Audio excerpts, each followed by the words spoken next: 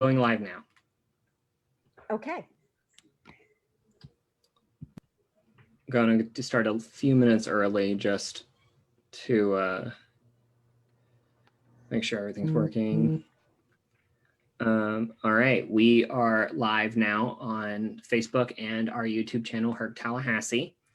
I want to encourage people to send questions, comments into the comment section under the videos, and Barbara and Stacey will be able to view them and ask as they come in. So take it away, Stacey.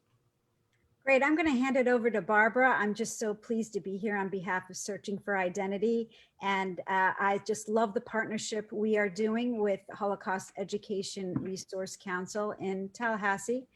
So Barbara, I'm going to hand it over to you to do the introductions. Thank you very much, Stacey. I want to welcome everybody here today for our third Facebook Live with Searching for Identity and HERC.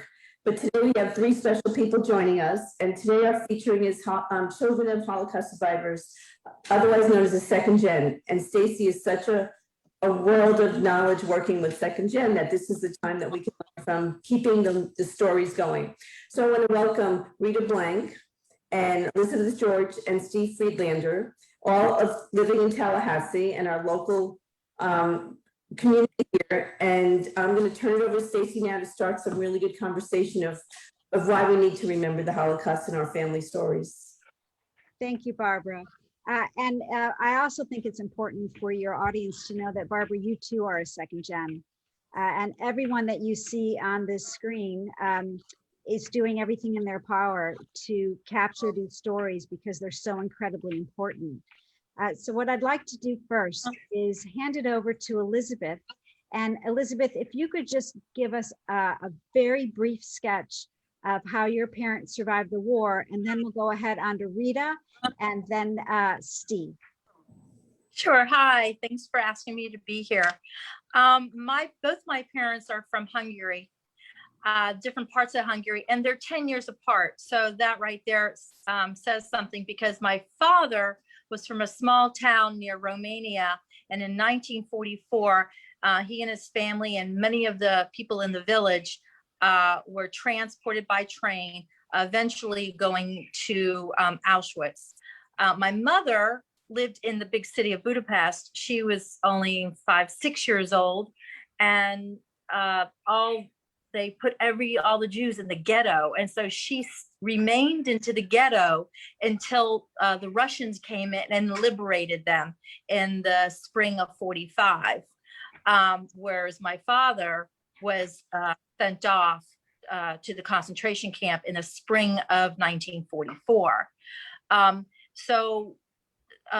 Being a child, my mother just obeyed what my grandmother told her to do. Be quiet, don't say anything. If the Gestapos came in, hide in the furniture. So she learned to hide in the furniture and be very, very quiet.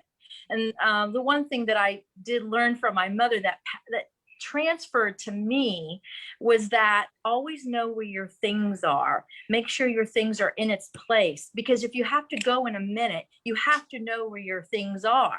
You can't go, well, where are my keys, or where are my shoes, or where's my purse?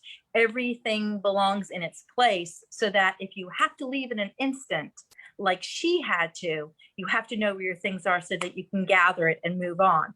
I thought as a child, she was just a clean freak.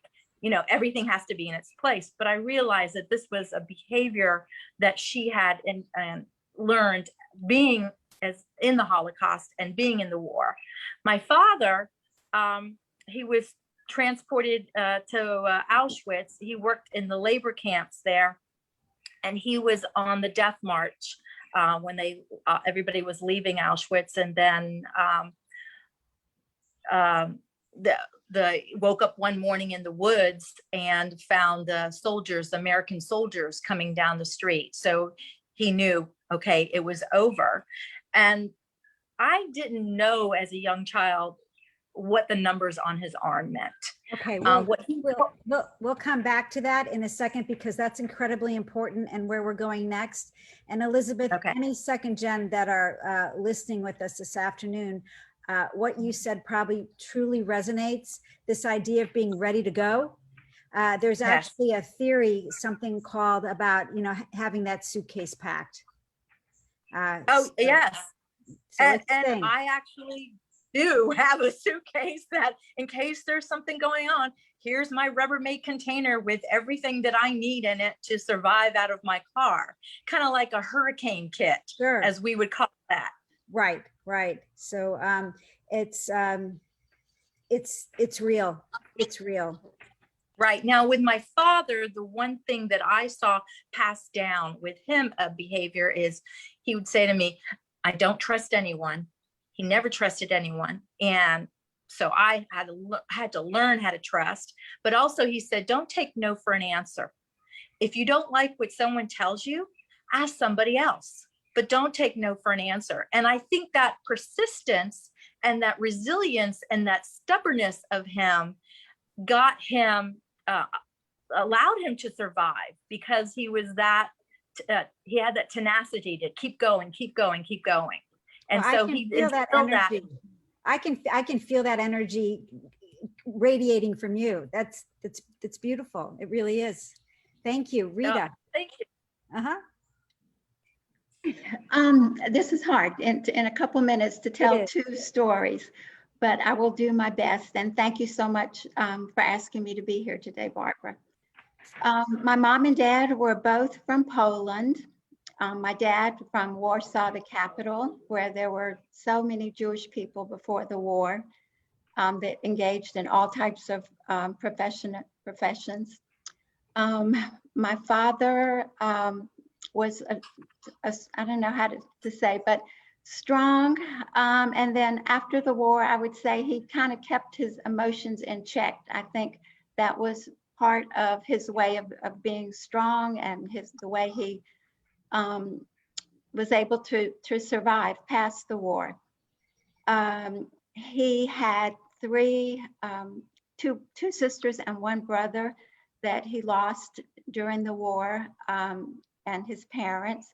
They were all taken into the Warsaw Ghetto and rounded up. And eventually my father did fight back in the uprising and was one of the last few men taken from the ghetto to Auschwitz, where he was there for, I believe, about a year.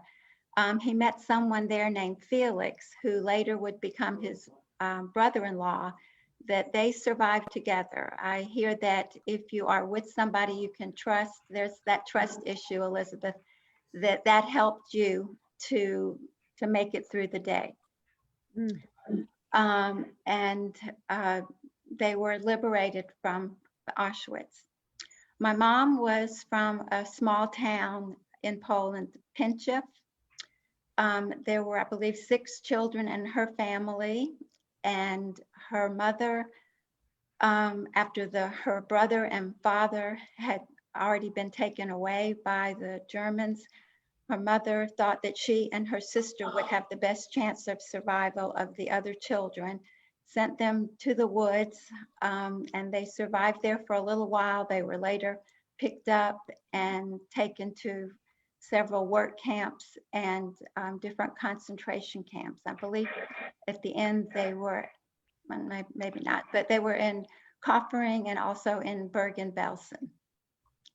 They would both tell you that they survived because they had each other, that they wanted to take care of each other. They were both really sick at different times, and made it because they had each other. And later, after the war, in the displaced persons camp, they met their husbands. And my dad was with Felix, who my mother's sister ended up marrying. And they were all, after the war, went to Columbia, South Carolina, where Beth Shalom Synagogue sponsored them. Actually, the whole synagogue sponsored them and helped them to relocate there and set up their new lives. Rita, the displaced persons camp? Oh, I'm sorry, I don't know that name offhand. That's okay. Thank you. Steve. Good afternoon, and my story is a little different than Elizabeth's and Rita's in that my father was not in a concentration camp directly, though he had an uncle and his father. So my grandfather and great uncle did spend some time in a concentration camp. So my story is a little bit different, and there are many stories to tell about the family's exit from Germany. My paternal grandfather was actually a decorated German World War I veteran. He fought in World War I on the German side. He was a sharpshooter. In fact, he was so good that the commander gave him some time off because he was that good. And then after the war, the family lived in Brieg, Germany, which at the time was in the extreme southeast corner of Germany. It's now part of Poland. After the partition, after World War II, it became part of Poland. So it's actually in the southwest corner of Poland. In fact, when Barbara and I were in Poland 4 summers ago, we were within, I think, about 75 kilometers of Brieg. So I was tempted to go there, but I would have missed the Auschwitz day. I said, that's not happening. But my grandfather, after World War I, was a businessman, and made a living in Brieg. And then my grandmother's brother, Kurt Bach, was also a businessman. Those are the two who spent time.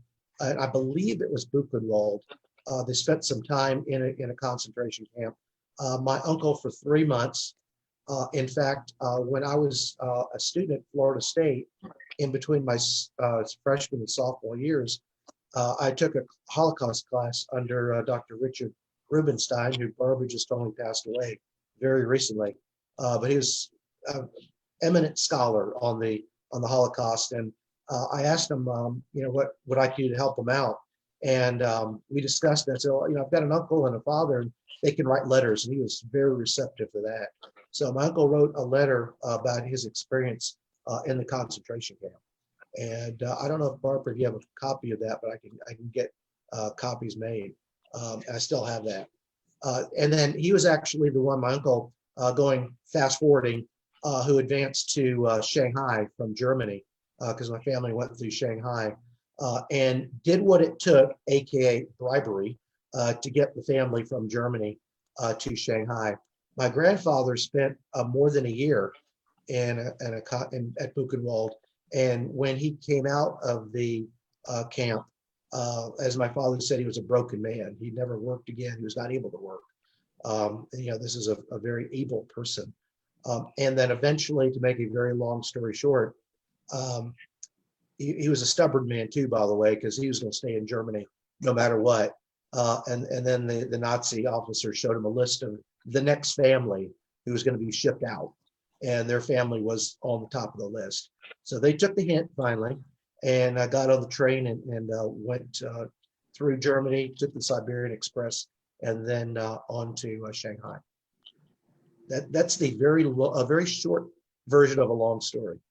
Right. And I hope that people viewing today can understand that what we're looking at here are 3 incredibly brave, strong individuals who are standing as testimony for their parents' story because their parents can't anymore.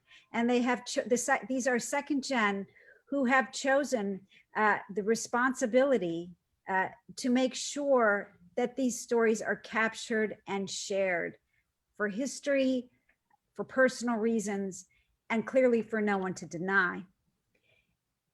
The second gen identity is remarkably strong and resilient, particularly in the profiles you're looking at right now, because these individuals are willing to share. But it goes back to, if we want to kind of peel the layers of the onion, it's the idea, let's go back to survivorship and what does that mean? And in the case of Elizabeth, and in the case of Rita's legacy, they have family members who have tattoos. The scholarship that speaks to the Holocaust and symbolism points to certain images that we all conjure in our brains. A lot of times that is the image of Auschwitz, and a lot of times it is the tattoo. And that ends up being equated with identity. So I'm very curious to hear from Rita, and then we can go right to Elizabeth on what was it like to grow up seeing that tattoo, and how did that affect what you thought of your parents and what you thought about yourselves? And then we'll go ahead again over to Stephen, who can talk about survivorship without a tattoo, number one, which is the majority of survivors. And secondly, the Shanghai experience, which Steve, am I correct? Most people don't even know about it. No, they don't. Right. They don't. Right. So Rita, could you talk about that tattoo? Yes. First, I'll say that my parents really did not speak very much of the Holocaust while we were growing up. I have a younger brother. I think they wanted to do as best as they could to put the past behind them and to carry on and to build good lives for us. I don't remember exactly when I knew that they were survivors. I did know my dad had that tattoo on his arm. I knew that we were different in our family because there were no grandparents, and there was my mother's sister and her husband that lived in Colombia. So we had a small family.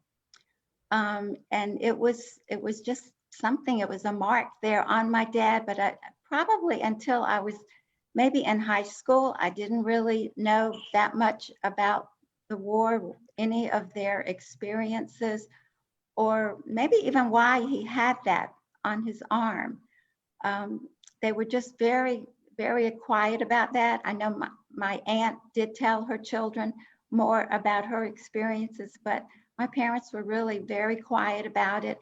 I did find out when I was, I think I was about 30 years old.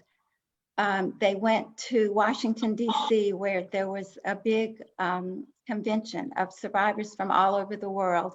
And when they came back, they were interviewed, and there was a story in the newspaper. And that was when I actually read my mother's story.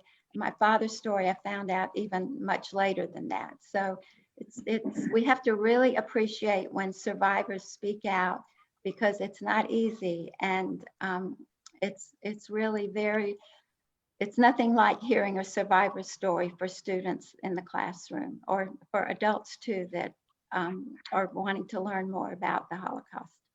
So Rita, when you say tattoo, what does that mean? It means that my dad was strong beyond what I could imagine. He marched in the death march. I know his times were awful in Auschwitz, which we know is one of the worst camps of all of them. But he was strong. He had a dedication to survive. He wanted to live, and his Judaism was very, very special and very, very important to him. Even in his later years, when he was not in the best of health, he was always at Saturday morning services in the synagogue. So it seems to me what you're saying is you look, that tattoo, those numbers equate to strength. Yes, it does. Even though maybe not strength that you would see every day, but inside, I know that was a big part of him and his willingness to survive every day. Thank you. Thank you, Rita. Elizabeth. Hi.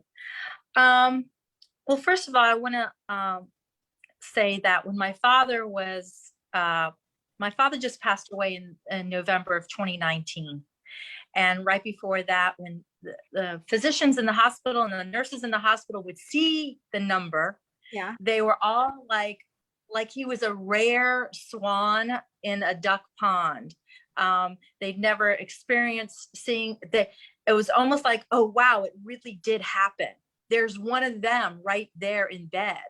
And wow, it's like a badge of honor, a badge of strength. This man has tenacity, and this man is amazing that he survived that. So, and let me go back to when I realized about his arm. My father was a baker.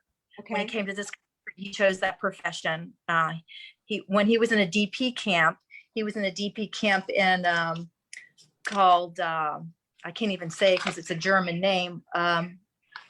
Anyway, I'm trying to figure out what his DP camp is. It sounds like Wolf something, Wolf Frathauser, something like that. Anyway, he was a mechanic there, and he wanted to be a mechanic when he came to this country, but instead he fell into baking and he became a very successful baker. And so when he was rolling out the dough, I would always stand next to him and I would see the numbers on his arms and I'd say, "Daddy, what is that?" And he'd say, "Oh, I got that in camp." And I just thought it was a tattoo that he got in camp. And it didn't come out really the whole story until the movie Sophie's Choice came out. When that movie came out, then he said to me, "Do you know how it happened in the movie? Did you see it?" That's what happened to me. And then slowly, the story started pouring out. And of course, I was much older then, as opposed to a little girl standing next to him, watching him roll out the dough. And so I could understand. I was more of a mature age where I could understand his stories. And he really referred back to that movie a lot. Do you remember when the train did this? Well, this happened in my family. And so I took that as really his numbers was a badge of honor. Look what I went through and I lived to tell about it. And he would say to me, they could take away my name because I was no longer a name anymore. I was a number. They could take away my clothes. They took away my family, but they can never take away what's up in here, my education. And that's why education in our family was very, very important. So much so that I became a teacher. And so that he said, that's the one thing nobody can steal from you is what's up here. So for me, those numbers, it wasn't so much the pain behind it. It was more of his strength that he survived it. So that's how I view it. Thank you, Elizabeth. And you give me such a great visual of this little girl watching her father roll out the flour, and then you're seeing, you know, the light catch this number. And what you're doing, as both you and Rita are commenting on what the number represents, it almost feels like you're taking a flag and you are putting down your ownership on what was a victimhood, and indeed it is, but saying, you know what, the legacy will not live like that. There's another chapter, and that chapter has to do with honor and strength. And I just Right. love that. I love that. And we did not want Hitler to win. We did not want the war to win. We wanted to say that we persevered. We have children, we have grandchildren, we have great-grandchildren. And so the legacy lives on. And so Hitler did not win in that respect. I think that probably made our parents the most proud, is after the war to say they had children and grandchildren and they attended their bar mitzvahs and bas mitzvahs. I mean, you can imagine if you survived a war and here you are celebrating and enjoying that with all your family. Right. You know, those events are so meaningful in a family life cycle anyway. But when you layer on top of that this unique sui generis experience of the Holocaust, it brings so much more meaning to what each of those family events represents, you know? Yes, exactly. Steve, tell us about Shanghai. So, well, my family, I said, was almost literally the last train out of Germany. They left in April of 1940, and it wasn't long afterwards that you weren't getting out of Germany. And it's a very interesting story. My father did an interview with the Shoah Society with Steven Spielberg, Yeah. and he actually details their trip to Shanghai and life in Shanghai. But the trip to Shanghai is actually very eventful and interesting. They took a train to the Russian border and then went into Moscow for a few days, where they had a layover before the Siberian Express came, and only left twice a week. And they got to stay at the luxury hotel in Moscow, which would be about a 1-star hotel now. and I got to see Lenin's tomb. In fact, they were in line to see Lenin, and the soldiers there noticed they were a little different and asked them. They said, "Oh yeah, we're from Germany, and we're just passing through." Well, they were like royalty. Okay, so they were brought to the head of the line to see Lenin's tomb, and then the irony of ironies is the German government had to pay for their stay in Russia, because they had to stay over a few days to catch the train. Wow. And then the train trip took a few days, and that was eventful too. But once they got to Shanghai, they spent a year in a refugee camp, basically displaced persons camp, before finding a home. And then when the war started with the United States, then the Shanghai ghetto part was actually made. The Jews were moved into a small area of Shanghai. Before that, they lived essentially in the same area of the city, but they were more scattered. Okay, but they were moved into a very small area, and like other ghettos where Rita and Elizabeth's family lived, it was small, a lot of disease, a lot of hunger, and my family had a hard time, getting enough food. My father worked, and my uncle Werner, my father's older brother, worked as a translator. He actually taught English, of all things, in China. And so they brought home a little bit of money, were able to, at least get by. My father caught dysentery while he was there, almost died. But in 1947, they finally got the correct papers, and they sailed for San Francisco. An interesting story is when the family was still in Germany, they knew they had family in Peoria, Illinois. And so they sent a letter to this family because you needed a sponsor in order to come. Right. And they asked this family to sponsor them, and they heard nothing. So they figured, well, maybe they just couldn't sponsor us. Maybe it just wasn't going to work. So they ended up in Shanghai. And so in 1947, my father convinced my uncle to go ahead and write a letter again to the same family. And this time they responded and said, yeah, come on over. And so they sailed for San Francisco, made their way to Peoria. What had happened earlier in 1939, 1940, the original letter was never delivered by the U.S. government. So this family, who they weren't wealthy, but they could sponsor my part of the family, never knew that there was family in need. Wow. So the second letter was finally delivered, and then they finally got here in 1947. So your family's experience, like you said, Steve, very different from Elizabeth's and Rita's family. Somewhat. And I did have, again, my uncle Kurt and then my grandfather, Sigmar Friedlander. They did spend some time, at least in a concentration camp. They weren't in a ghetto, but they were in a concentration camp. Let me ask you something. I want you to define the word the term Holocaust survivor. You mean first generation? I just want you to, yeah. Because there's a difference, okay? Because Elizabeth, Rita, and I are different than our parents. A Holocaust survivor is someone who made it out alive from the Holocaust. Thank you. Okay. Put a pin in that. Elizabeth, unmute. What defines Holocaust survivor? I agree with Stephen. I think it's living through the Holocaust. Okay. Rita.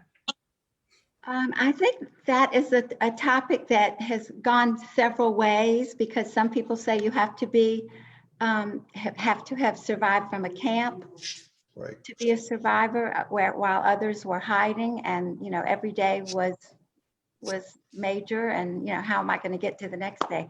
But I think Steve kind of wrapped it up to just say, if you survived, if you lived after the war, no matter what the conditions or the circumstances, that's a survivor.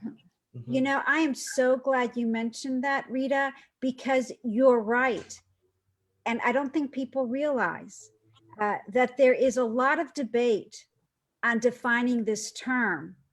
So if we have to debate what a survivor is, and then you get into the children of survivors, how do they look at themselves depending on their parent's story? And the parent may feel they are not a survivor, the child may feel they are. And the definitions and the identity can fluctuate throughout a person's life. It is incredibly complicated, yet this is indeed another manifestation and an effect of the Holocaust that you, the second gen, have inherited. Regardless of how it is defined, you are saddled with wrestling what that definition will look like for the next generation. Chase, I believe you had a question. Yeah, I want to say thank you for joining us today and sharing the story, these stories and how you grew up. My question is, what do you think are the best tools that we have to combat Holocaust denial, which is rampant right now? How do you see your lived experiences of living with Holocaust survivors as a tool to help combat Holocaust denial? Steve, why don't you take it and then we'll go to Elizabeth. Well, we got to retell the stories. We have to present evidence that it was there. The Shoah Society has 52,000 hours of interviews. So there's a lot of evidence there. There's pictures, there's film, and educate youngsters. That's something that HERC does very well. HERC teaches the teachers, but then the teachers get to the young kids. I teach over at Childs High School. In the last several years, we've had a Holocaust Remembrance Week, and I've been on that committee since it started, and I've done several presentations to the student body. And that's a way. You just got to present. You got to present evidence. It has to be in a logical, emotional but unemotional way. And so you have to appeal to people's intelligence and say, hey, this is what happened. Here's the evidence. We had a Holocaust survivor speak at Childs a few years ago, and it made an impact. I was in the cafeteria where you had hundreds of teenagers and you could hear a pin drop. And that doesn't happen often with teenagers. My father spoke I taught at Rickards in the International Baccalaureate program. He talked to the IB students. When I transferred to Childs, he talked to their students. And when he spoke, again, you could hear a pin drop. And the questions the kids asked were fantastic. Okay, very, very good questions. And so that's the kind of thing we're going to have to do. Elizabeth and Rita and myself and, Barbara, second generation survivors, we got to carry the torch. And because even the Holocaust survivors, first generation, they're getting too old to go out their dog. And so we're going to have to carry on the torch and just keep presenting, and just reach as many people as we can. Thanks, Steve. Elizabeth, please add to that, and then we'll go to Rita. Yes. When my father passed away and I was cleaning out his house, I got a lot of documentations of when he came to this country and what happened and how he came to this country. And one of the things that happened when they left the DP camp, they had to get, or come into this country, they had to get a paper called the Certification of Identity in lieu of passport. Mm-hmm. Now, on this piece of paper, it says there's a single journey only. In other words, he's coming to this country, not leaving the country. And it says that he solemnly declares that he never committed nor has been convicted of any crime except as follows. And this is what the part that was typed in. My internment, meaning at the DP camp, was due to racial persecution and not because of any crime. And I believe because racial persecution still happens today on many different levels, not just Jews. So I think by education and by relating that the Jews went through racial persecution, just like this other group of people that is going through racial persecution right now, so that it could be relatable. And I think because the Holocaust happened such a long time ago, and that generation is dying out, it's not relatable. As a teacher, I actually had adult students tell me that people did not even go to the moon. They didn't believe that somebody landed on the moon. and that was all done in a studio, and it's all fake. So you're going to have the naysayers, but education is the most important thing, and to make it relatable so that it hits home for them. I think that's what's really important. Thank you. Learning from teachers, I love it. Rita. To continue with that, learning from teachers, education is, I think, the key for the students growing up. HERC does a wonderful job. Barbara and I think we knew each other a little bit, but starting from way back from about 2006, we were both going to classrooms telling our stories, and then we teamed up and told the students got to hear different stories of 4 different people. And HERC has just made a tremendous impact in our community. When I was going to school, I don't remember learning anything about the Holocaust, even in high school, very, very little. And there's so much documentation now of survivors' stories. There are so many films and books, and we just have to keep sharing all of that with the younger students so that when they are adults, that hopefully we will have a better world where people are not denying the Holocaust. Well, I want to thank you all for our way too short time to be together for these incredibly important messages. And I just want to wrap with a few keywords that you all said, so people can know they can do something to help carry on your family stories. And you've all said it. It starts with education. And we have HERC right here that provides that to anyone who wants to reach out, whether they're in Tallahassee or Timbuktu. Barbara can make that happen. I've seen her do it. And so I know she can do it. The other thing that Steve said, which is so important, is you've got to have facts. We can't deny the emotion. The emotion obviously is there. We are human beings, but we have to have facts because, like you also mentioned, there is denial. And denial is based in fear and ignorance. And the only way to combat that is to deconstruct the illogical house of cards that is there. And once you have facts, that's all there is. I think Deborah Lipstadt said it best, right? There are facts, there are opinions, and there are lies. And facts, as long as you have those, the lies melt away, because that you can't have both at the same time, right? And you all are living proof of history and fact. And I'm just so grateful for your time today. I know it's important that we hear these stories and that we remember them. So the story of how Elizabeth saw her father's numbers as a little girl rolling out the dough as he was a baker, how Rita remembers how both her parents showed resilience and carried on, whether it was silently or whether it was through their actions and their religious observance. And Stephen's incredible story of crossing continents in order to survive. These are our stories that everyone today, we all inherit by virtue of being here with you. So I want to thank Rita, Elizabeth, Steve, and of course, Chase, HERC, and Barbara. I'll give it to you to wrap. Please unmute.